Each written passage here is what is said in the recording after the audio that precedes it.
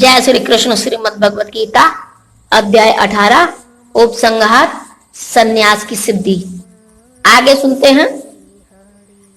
जो कर्ता सदा शास्त्रों के आदेशों के विरुद्ध कार्य करता रहता है, जो भौतिकवादी, हठी, कपटी तथा अन्यों का अपमान करने में पटु है तथा जो आलसी, सदैव खिन्न तथा काम करने में दीर्घसूत्री है, वह तमोगुणी कहलाता है।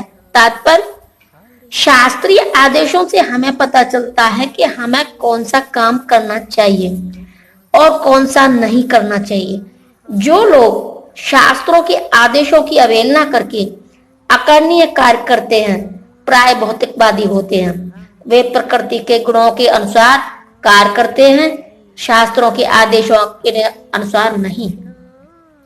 ऐसे कर्ता भद्र नहीं होते और सामान्यतः सदैव कपटी यानी कि धूर्त तथा अन्यों का अपमान करने वाले होते हैं। वे अत्यंत आलसी होते हैं, काम होते हुए भी उसे ठीक से नहीं करते और बाद में करने के लिए उसे एक तरफ रख देते हैं।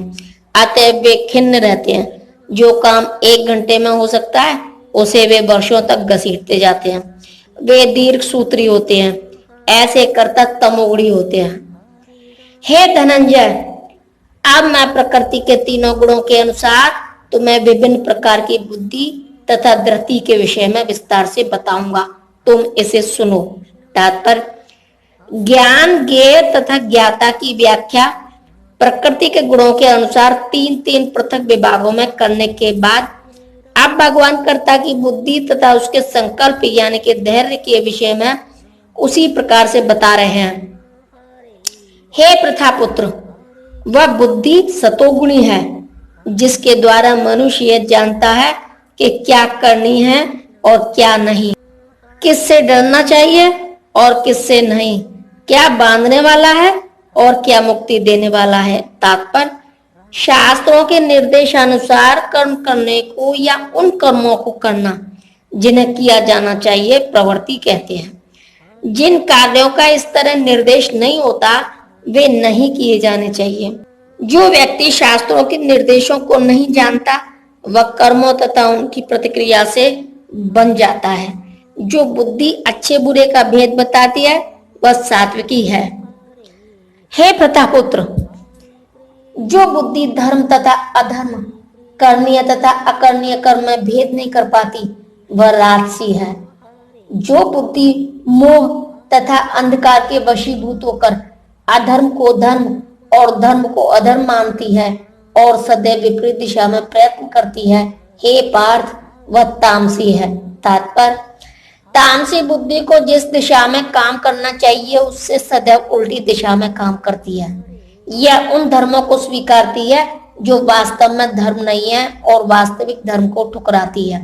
अज्ञानी मनुष्य महात्मा को सामान्य व्यक्ति मानते हैं और सामान्य व्यक्ति को महात्मा स्वीकार करते हैं। वे सत्य को असत्य तथा असत्य को सत्य मानते हैं। वे सारे कर्मों में कुपथ ग्रहण करते हैं, अतः उनकी बुद्धि तामसी होती है।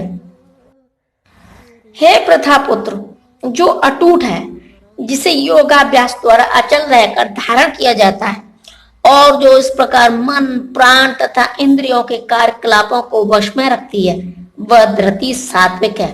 तात्पर्य, योग परमात्मा को जानने का साधन है। जो व्यक्ति मन, प्राण तथा इंद्रियों को परमात्मा में एकाग्र करके दृढ़ता पूर्वक उनमें स्थित रहता है, वही कृष्ण भावना में तत्पर होता है। ऐसी धृति सात्विक होती है।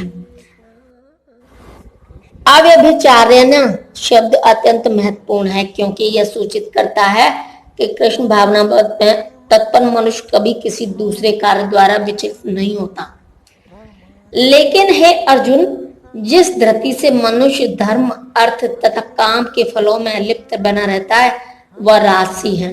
तात्पर्य, जो व्यक्ति धार्मिक या आर्थिक कार्यों में कर्म फलों का सदैव आकांक्षा होता है, जिसकी एकमात्र इच्छा इंद्रिय तृप्ति होती है तथा जिसका मन, जीवन तथा इंद्रियां इस प्रकार संलग्न रहती हैं कि वह रजोगुणी होता है।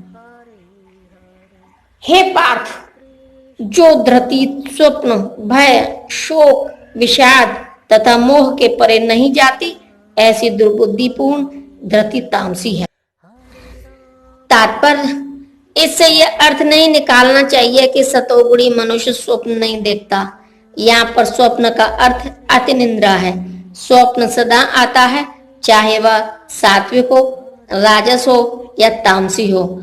स्वप्न तो प्राकृतिक घटना है, लेकिन जो अपने को अधिक सोने से नहीं बचा पाते, जो भौतिक वस्तुओं को भोगने के गर्भ से नहीं बचा पाते, जो सदैव संसार पर प्रभुत्व जताने का स्वप्न देखते रहते हैं और जिनके प्राण, मन तथा इंद्रियां इस प्रकार लिप्त रहती हैं, वे तामसी धृति वाले कहे जाते हैं। हे भरत श्रेष्ठ, आप मुझसे 3 प्रकार के सुखों के विषय में सुनो, जिनके द्वारा बद्ध जीव भोग करता है और जिसके द्वारा कभी कभी दुखों का अंत हो जाता है। तात्पर्य, बद्ध जीव भौतिक सुख भोगने को बारंबार चेष्टा करता है। इस प्रकार वह चरवट करता है, लेकिन कभी कभी ऐसे भोग के अंतर्गत वह किसी महापुरुष की संगति में भवबंधन से मुक्त हो जाता है।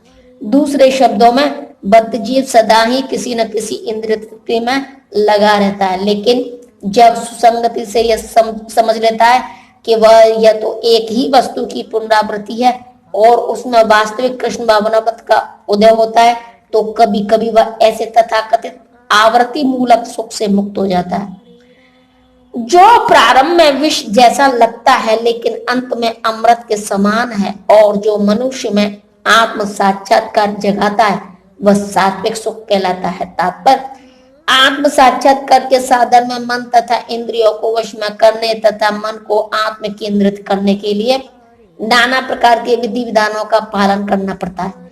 ये सारी विधियां बहुत कठिन है और विष के समान अत्यंत कड़वी लगने वाली है, लेकिन यदि कोई इन नियमों के पालन में सफल हो जाता है और दिव्य पद को प्राप्त हो जाता है, तो वह वास्तविक अमृत का पान करने लगता है और जीवन का सुख प्राप्त करता है। जय श्री कृष्ण।